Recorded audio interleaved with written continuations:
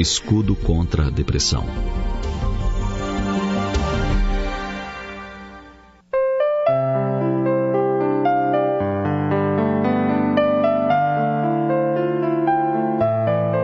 As estatísticas mostram que um número significativo de pessoas sofre de depressão. E as vítimas são cada vez mais jovens, afirmam os especialistas. Sofrer de depressão é muito mais do que se sentir triste por causa de algum problema. É não encontrar mais prazer em nada, não conseguir tomar decisões, perder a esperança e se tornar descrente de tudo. Não haverá um amanhã, é a tônica de muitos depressivos, o que leva 15% deles a se suicidarem. Enquanto a ciência trabalha para identificar as causas deste terrível mal, os que sofrem de depressão podem fazer algo para fortalecer a própria resistência. São algumas regras de comportamento que podem funcionar como um escudo contra a depressão. Primeira, tenha pensamentos otimistas. Ninguém nasce pessimista. Pensar de forma negativa é alguma coisa que se aprende e que pode ser esquecida. Por isso, quando alguma coisa sair errada, não se ache incompetente. Pense que é apenas um caso individual, que não deve ser generalizado. Reconheça também que você não é o único responsável por tudo. Lembre que tudo passa e amanhã tudo estará melhor. Quem sabe daqui a pouco mude o panorama. Você já percebeu como a natureza se apresenta chorosa, o céu com nuvens pesadas e escuras? E logo mais o sol brilha forte, o calor chega, as poças de lama secam e tudo está belo outra vez. Assim também é a vida. Segunda regra: tente relaxar mais, trabalhe, mas programe o seu dia para ter seus momentos de descontração. Não deixe de ler algo positivo, edificante. Ouça músicas que lhe acalmem o coração e os pensamentos. Saia para um passeio sem compromisso de ir a algum lugar. Dê uma volta na quadra. Vá até a praça olhar as crianças brincar.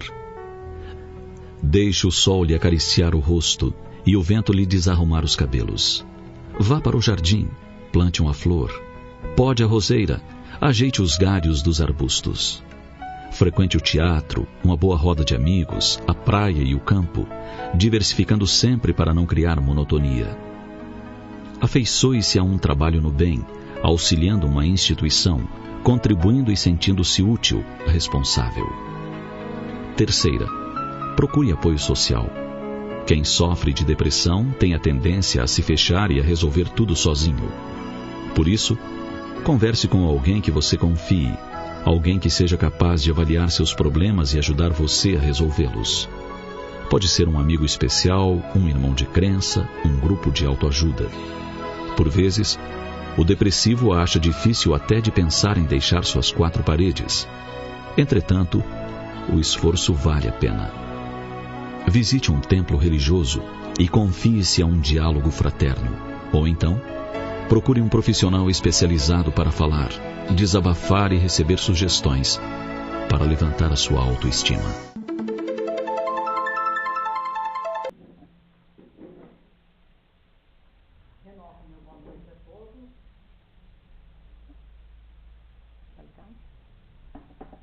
Então, muito boa noite. Que a paz do Mestre Jesus envolva todos nós. E nosso assunto hoje é sobre a depressão, né? A depressão é hoje um dos maiores tormentos da sociedade. É uma verdadeira pandemia, atingindo a população dos 5 continentes, independentemente da situação econômica, social ou política dos países. A população é atingida pela depressão. A Organização Mundial de Saúde estabelece que existem 320 milhões de depressivos. Se considerarmos aqueles que ainda não foram diagnosticados, mas que se encontram nos tormentos desse terrível transtorno, a cifra é ainda mais assustadora. A depressão tem seu aspecto cruel porque ela se manifesta em qualquer fase da vida. Ela pode ocorrer na infância, na juventude, na fase adulta, na velhice, no pré-parto, no pós-parto, depois de um luto, devido a uma doença, pode ter o caráter de um episódio único ou pode apresentar recidivas. Constatamos também quadros depressivos bastante peculiares, como aqueles que acontecem em datas comemorativas, como no aniversário, no Natal, no Carnaval, no Ano Novo. A depressão é um fantasma que assusta as criaturas humanas. E quase todos nós podemos experimentá-la em algum período de nossas vidas, devido aos complexos mecanismos da emotividade. E quando falamos de mecanismos da emotividade, nós nos questionamos, né? Por que o ser humano não é feliz? Qual a razão do sofrimento? Qual a razão de tanta grandeza e tanta miséria? Por que de tantos júbilos e tantas dores? Qual a razão de todas essas coisas? Fazendo uma síntese, o Espiritismo diz que são 3 as razões para o sofrimento na Terra. A primeira delas é quando o espírito reencarnado está em missão. A pessoa passa por uma experiência difícil, mas essa dificuldade não a faz sofrer. E ela normalmente acaba servindo de exemplo para a vida de outras pessoas.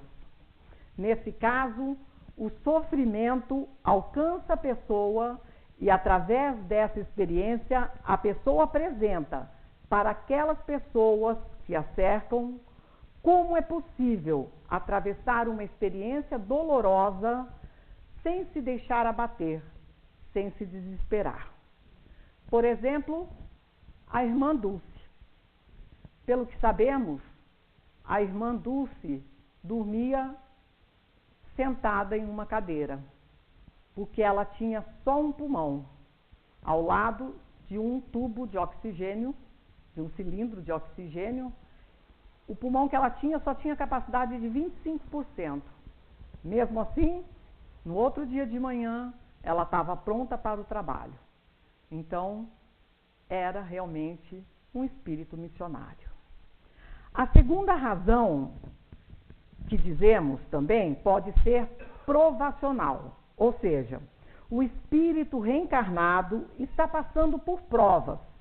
O objetivo desse sofrimento é o desenvolvimento de suas potencialidades. A expectativa é que ele supere as dificuldades e cresça, evolua. E a terceira causa é de expiação. Perdão, o dedo foi muito rápido. Expiação com X, como vocês podem ver, tá? Que essa expiação é de pagar crimes, faltas, né? Então, o espírito estaria sofrendo as consequências. Nesse caso, o espírito reencarnado estaria reparando comportamentos equivocados dessa ou de outra encarnação.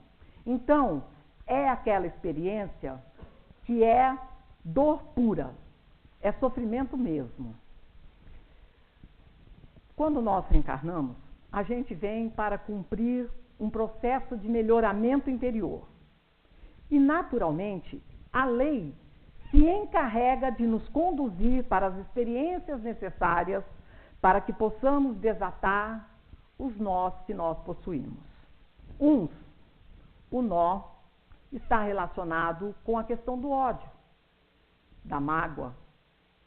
O outro é do orgulho. Outro, o nó é o ciúmes. O outro é a desonestidade. O outro é a ganância pelo dinheiro. O outro está relacionado com problema de relação em família.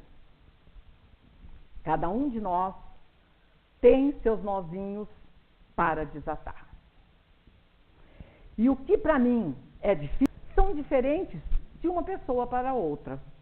Então, segundo aquilo que o Espiritismo diz, nós vamos reencontrar com as nossas questões mal resolvidas. Não vai ter jeito. Afinal, nós não viemos aqui passear, fazer turismo, né? Nós viemos nos acertar.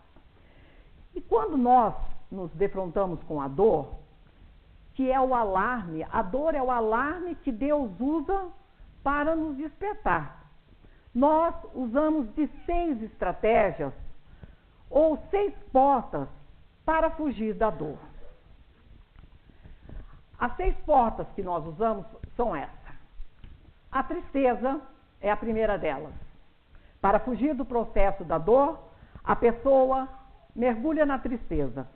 Devido à incapacidade dela de resolver seus problemas com a dor, elas passam a viver numa profunda solidão. A segunda é a fuga. Quando o sujeito não consegue resolver suas dores, ele opta pela fuga. E a fuga pode ser a fuga física, né? Aquela história que a pessoa anoitece e não amanhece, né? Fala, fulano morava aí, sumiu, né? Ou pode ser a fuga também psicológica, que a pessoa usa para fugir dessa dor através das drogas, através do álcool. A terceira fuga é o medo. Medo do mundo, medo das pessoas, medo de errar, medo de viver, e elas normalmente se recolhem assustadas. Fogem do contato com as outras pessoas. Muitas desenvolvem a síndrome do pânico. Outra porta de saída é a violência. Algumas pessoas, quando se sentem vitimizadas pela dor, tornam-se violentas. Reagem ao processo de dor através da agressão. É o caso, por exemplo, dos nossos irmãos alcoólatras. Quando chegam em casa, para extravasar a dor do vício, da sua fragilidade, ele agride a família. Outra forma de fuga é a desesperança, que é quando a gente diz assim: para mim não tem mais jeito, ninguém me entende, eu não tenho ninguém por mim. E Deus, se existir, de mim ele nem lembra. Então as pessoas acabam descrendo de todos à sua volta. E a sexta porta de saída é a prepotência, que são aqueles que dizem assim: eu não preciso de Deus, não preciso de médico, eu não preciso de ninguém. Mas, por trás de toda essa prepotência, existe uma dor que está oculta. Acontece que todas essas portas de saída são ilusórias.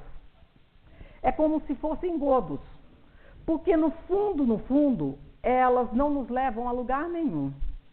Porque qualquer uma dessas soluções, a tristeza, a fuga, o medo, a violência, a desesperança e a prepotência, não resolvem os problemas da criatura humana. Parecem resolver, mas não resolvem. Curiosamente, nós vamos ver que a tristeza, o medo e a desesperança fazem parte do arquétipo feminino. Normalmente, as mulheres partem para essas 3 fugas, enquanto que a fuga, a violência e a prepotência fazem parte do arquétipo masculino. Ou seja, os homens costumam mais fugir por essas portas e as mulheres pela porta da tristeza, do medo e da desesperança. Acontece que quando a pessoa parte para a fuga, para a violência e para a prepotência, ela acaba na loucura. E quando ela parte para a tristeza, o medo e a desesperança, ela adquire a depressão. Essa loucura é a loucura moral, onde as consequências dos nossos atos serão muito dolorosas, porque vamos passar por cima de tudo e de todos na tentativa de provar que somos mais fortes que tudo que nos cerca. A depressão, como o nome bem diz, é um fosso, é um buraco. É o resultado da ruptura que nós fazemos com as nossas crenças e nos entristecemos com as nossas vidas. Passamos a ter medo e desconfiança das pessoas que nos cercam e perdemos a esperança com relação à solução dos nossos dramas. Depressão é um processo muito delicado e, se não cuidarmos, ela pode agravar num grau tão profundo que pode levar a pessoa à desistência da vida. Eu vou citar 8 sintomas de depressão. E se por acaso alguém identificasse com as 8, não precisa gritar bingo, tá? Então vamos lá. O primeiro sintoma da depressão: instabilidade emocional. A pessoa fica desequilibrada com seus sentimentos. O choro fica na garganta. Às vezes você diz, vamos almoçar, fulano? Ela desaba no choro. Porque está ali, travado. Ela tem dificuldade em controlar os seus sentimentos. Então, a instabilidade emocional é um dos indicativos de depressão. Segundo, doenças. Depressivo vive doente. Quando não é uma coisa, é outra. E essas doenças normalmente têm o caráter inflamatório. Tudo que é it, ele tem. Otite, dermatite, laringite, estomatite, tudo que é it, bronquite, sinusite, ele adquire. Porque o sistema imunológico dele também está depressivo. Então, é normal, quando nós estamos bem, o nosso sistema imunológico nos defender das doenças. Então, a gente pega uma gripe, em 2, 3 dias, nós já estamos nos recuperando. Quando o nosso sistema imunológico está depressivo, a doença agrava, ela avança. E nós temos muito mais dificuldade para nos cuidar. E também tem uma coisa, depressivo adora ser coitadinho, ser visto como coitadinho, porque é uma forma dele requisitar atenção e cuidados. Outro sintoma da depressão é o medo. O depressivo tem medo das pessoas, tem medo de espírito, medo de escuro, medo de ir para a rua, medo de perder, medo de errar, tem medo de tudo. Outro sintoma, perda do interesse por tudo que o cerca. Você sai de manhã para trabalhar, volta, a pessoa ainda está com aquela mesma roupa que ela estava ontem. Ela ainda não tomou banho, ela não dormiu, ou seja, ela ainda está lá daquela mesma forma. A pessoa, quando está num processo depressivo, ela fica relapsa com a higiene, com a aparência, ela não se alimenta adequadamente. Outro sintoma, sono. Dá um sono miserável. A pessoa fica deitada o dia inteiro. É uma preguiça danada. Sexto, focado só na própria dor. Não existe problema no mundo maior do que a própria dor. Só ela é que sofre. Sétimo, desejo de fuga. Desejo de fugir. Se ela pudesse, ela desapareceria. Ela queria mesmo era encontrar aquele manto, sabe, da invisibilidade do Harry Potter e desaparecer. Assim nunca mais ninguém achava ela. Né? E a pior e último sintoma que pode acontecer é a desistência da vida. A opção pelo suicídio. Né? A pessoa chega naquele ponto que diz, eu não sei nem para que eu vivo. Eu não sei o que eu estou fazendo aqui. Perde totalmente o interesse da vida. Nós precisamos cuidar das pessoas quando elas estão em processo depressivo. Porque dificilmente o depressivo sai sozinho da sua depressão. Porque se o fosso for um buraco pequeno, ele ainda sai sozinho. Mas, se o buraco é fundo, não tem como sair sozinho. Ele precisa de ajuda. Alguém precisa jogar uma corda e puxar essa pessoa. Ou colocar uma escada para que ela saia desse buraco. Augusto Cury, que é um estudioso do comportamento e da mente humana, diz: nunca despreze as pessoas depressivas. A depressão é o último estágio da dor humana. Então, como nós podemos ajudar uma pessoa que está com processo depressivo? O que é possível fazer para ajudar essa pessoa? Vamos ver. Quando nós precisamos, na verdade, para ajudar a pessoa, nós precisamos neutralizar todos os sintomas dela, tá certo? Nós precisamos ir neutralizando. Então, como nós neutralizaríamos uma pessoa que está com instabilidade emocional? Um psicólogo. Agora, esse psicólogo pode ser o terapeuta, psicólogo mesmo, ou alguém que tem a habilidade de dialogar, de ouvir e de auxiliar. O atendimento fraterno na casa espírita é um bom conselheiro. Um amigo de confiança, uma tia, um avô, alguém que tenha a habilidade para acolher e aconselhar. Quando a pessoa apresenta doenças, quem é que pode ajudar? Essas doenças podem ser de fundo físico ou psicológico. Não importa. A pessoa certa para ajudar são os médicos. É a pessoa mais indicada para ajudar nesse caso. Porque o médico vai indicar a medicação certa para aliviar os sintomas desagradáveis da depressão.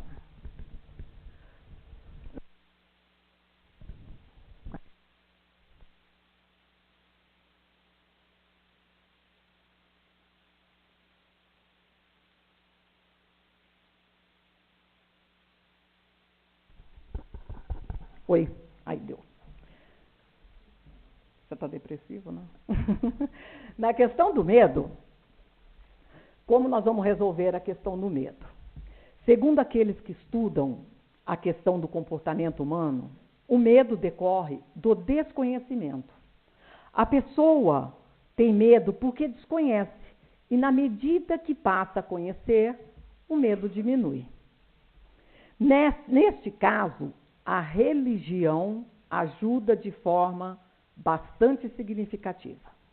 A doutrina espírita traz para nós uma grande colaboração nesse sentido, porque ela esclarece sobre a influência espiritual, sobre a vida após a morte, o porquê das dores e dos sofrimentos na vida humana, os mecanismos de encontro e reencontro, relacionamentos que podem ter raízes no pretérito, fala sobre a mediunidade, e aqui vai um alerta.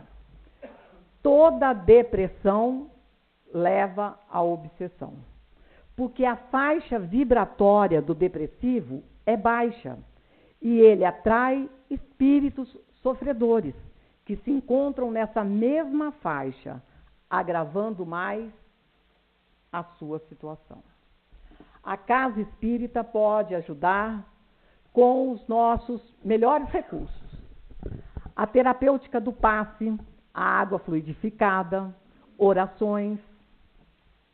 E no caso da obsessão, o encaminhamento dos obsessores para as reuniões mediúnicas, o tratamento da pessoa através do estudo do Evangelho, para que ele faça o trabalho de reforma íntima e a terapia do auto-perdão. Para ajudarmos com a falta de interesse. Os amigos, nessa hora, são importantíssimos, porque a pessoa fica lá jogada, trancada, ela não quer sair. Então, um amigo para ajudar nessa hora é essencial. Né? Se você tem alguém depressivo nos seus ciclos de amizade, não desista dele. Tem que visitar, tem que ir buscar a pessoa. O que mais o depressivo precisa é de amor. Não adianta chegar na casa do depressivo e vamos, bora, vamos para o boteco. Não é esse tipo de ajuda. Tem que ser com amor, com muita paciência, com muito tato. Na questão do sono. Não, perdão, fui demais. Na questão do sono. Bom, nem sempre o sono é depressão. Adolescente que tem muito sono, né? Sono pode ser um monte de coisa. Pode ser anemia, verme mesmo, né? Mas, quando o sono vem acompanhado desses outros sintomas, a família é muito importante nessa hora. Porque a família precisa inserir o deprimido na rotina da casa. Então, peça ajuda a ele, dê obrigações, dita o ritmo para ele, para tirar a pessoa daquele círculo vicioso da dor, para tirá-lo da cama mesmo. Então saia, deixa lá uma pia de louça suja, fala, a pia está lá cheia de louça para você lavar. A hora que eu chegar, eu preciso dessa louça limpa. Então, a família precisa estar inserindo ele. A família vai sair, vai para o mercado? Vamos no mercado com a mamãe? Olha, acompanha seu pai na oficina. Ou seja, a família tem que, nessa hora, inserir essa pessoa no movimento da casa. Para aqueles que estão focados em sua própria dor, a melhor ajuda é através da ajuda ao próximo. Cuidar dos outros. Algumas vezes fazemos isso de maneira equivocada. Pegamos a pessoa e levamos ela para a ala de pacientes terminais, lá no Hospital São Brás. Vamos lá para você ver os pacientes terminais. Você vai ver que tem gente muito pior que você. Aí, claro, a pessoa volta pior. Ela já está numa faixa vibratória baixa. Você ainda vai levar ela num lugar desse, ela volta dizendo, né? Parece que eu não sou o último da fila, acho que tem gente que vai antes que eu.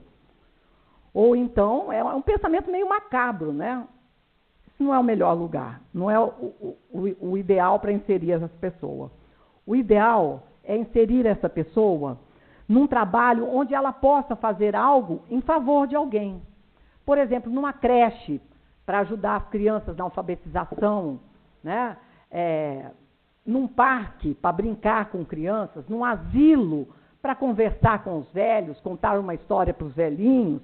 Ou seja, uma forma dela sentir que alguém precisa dela, porque ela precisa se sentir útil, ela precisa sentir que mesmo ela estando mal da forma que ela se sente, ela ainda pode ser útil para alguém.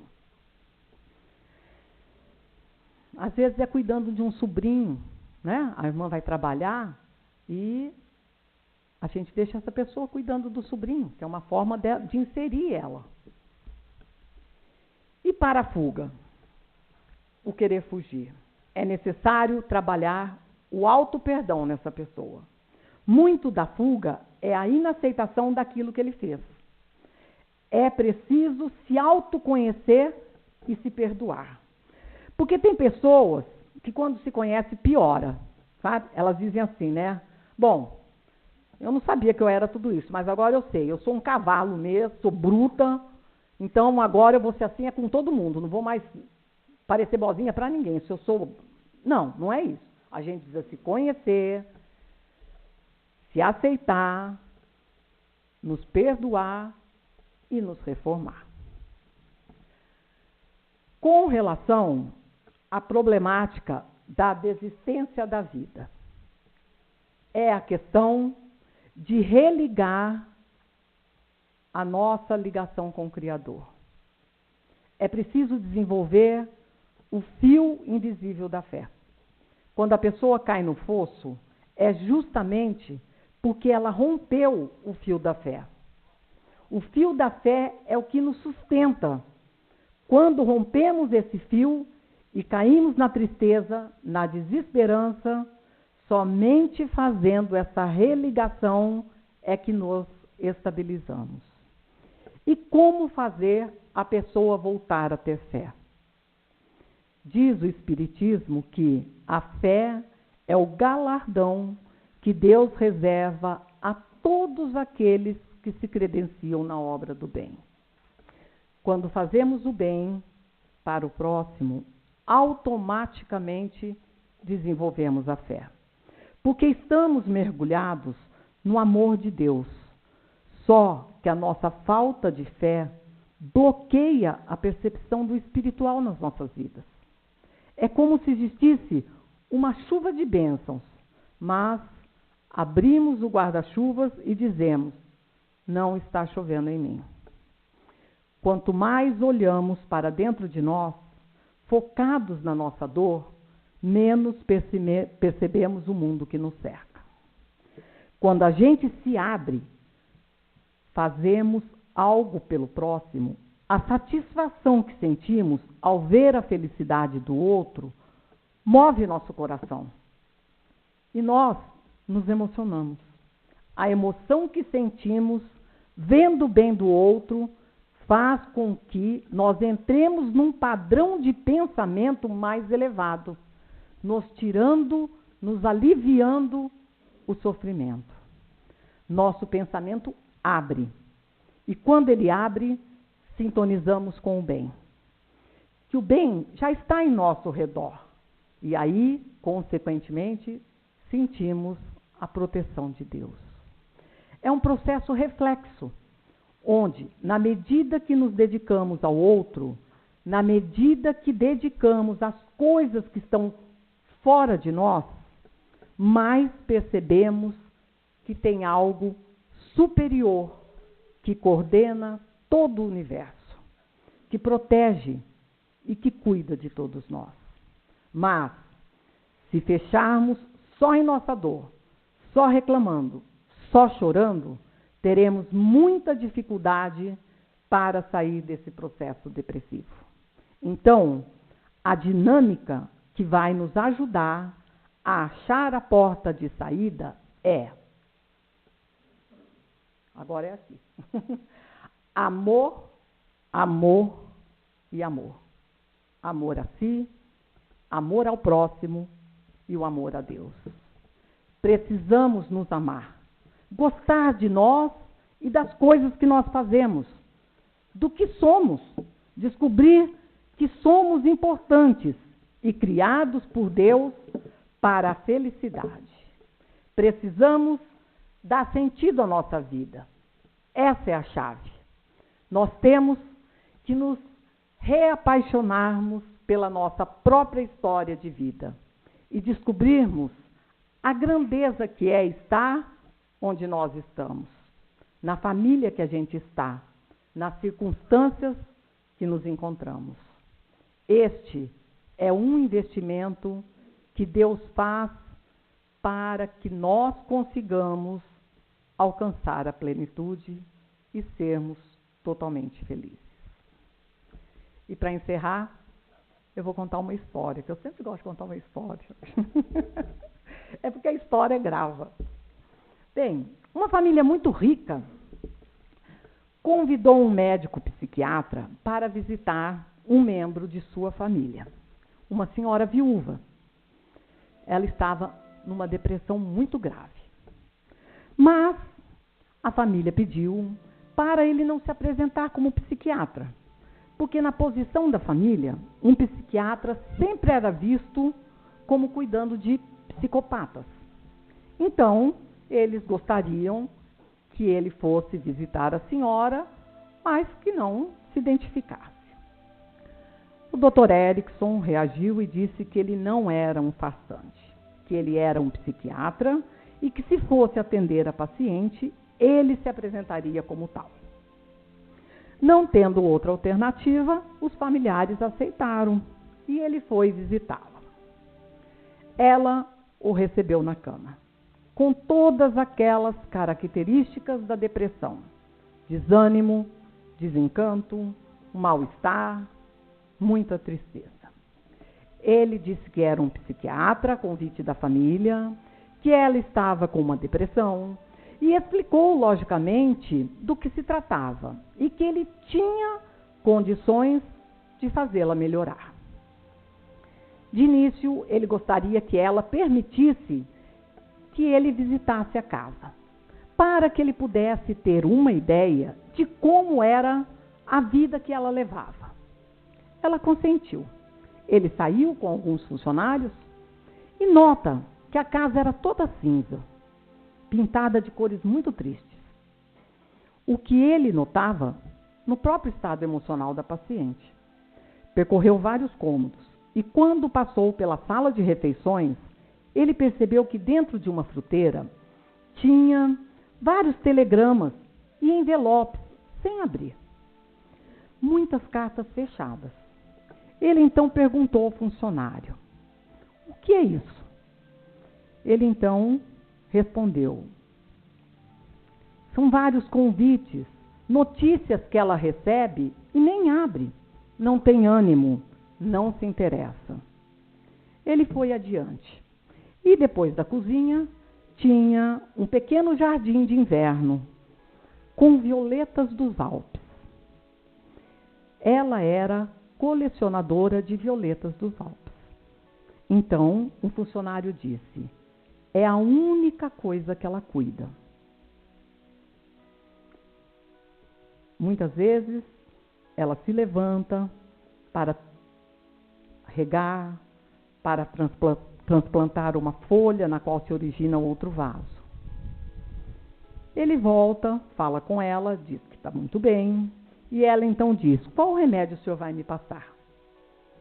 Ele responde que não vai passar nenhum remédio. "A senhora não precisa de medicamento algum. Foi um grande prazer conhecê-la. Espero que a senhora se recupere." Ela ficou sem entender. Ele disse aos familiares: "Eu voltarei para uma outra conversa." Dias depois ele voltou e perguntou: "Como a senhora tem passado?" "Da mesma forma, doutor." Aí ele disse a ela: "Eu venho aqui para lhe dar um conselho. Apenas isso. A senhora é uma pessoa de alta importância em nossa sociedade. Recebe muitos convites." "Ah, sim, muitos. Nem os abro, doutor." "Pois é uma indelicadeza da sua parte. A senhora não pode retribuir a gentileza das pessoas sendo descortês com elas. Quando receber o convite, a senhora abra. Tenha a gentileza de mandar um vaso de violetas. É um presente tão importante. A senhora gosta delas e as pessoas vão ficar tão agradecidas e não vai lhe custar nada." Ela disse: "Bem, poderei fazer isso." Ele despediu-se, dirigiu a família e esclareceu: "Mandem todos os convites possíveis. Peçam aos amigos, vizinhos, que mandem convites para aniversário, bodas, festa." E ela começou a receber os convites, abria e foi mandando os vasos de violeta. À medida que iam sucedendo os dias, o jardim quase desapareceu. E ela então se viu forçada a sair e na floricultura comprar vaso, comprar xaxim, adubos, e com isso ela já se levantava mais de uma vez por dia para fazer as mudas. E assim foi. Libertou-se da depressão, porque levantou-se da cama para cuidar do jardim, para poder mandar os vasos. E quando ela morreu, 10 anos depois, o jornal noticiou: "A Dama das Violetas deixa um grande legado para todos nós. É possível que, na maioria das casas de nossa cidade, ela esteja presente em um dos lindos vasos de violeta." Cabe a cada um de nós descobrirmos o que o nosso irmão, nosso pai, nosso filho, nosso amigo, seja quem for, que está sofrendo com o processo de depressão, basta nós descobrirmos que vaso de violeta que nós podemos oferecer a eles, para que eles também consigam sair desse processo. Muito obrigado pela ajuda de todos, pela atenção. Espero que tenha sido de alguma utilidade para vocês esses ensinamentos. Obrigada mais uma vez. Boa noite a todos.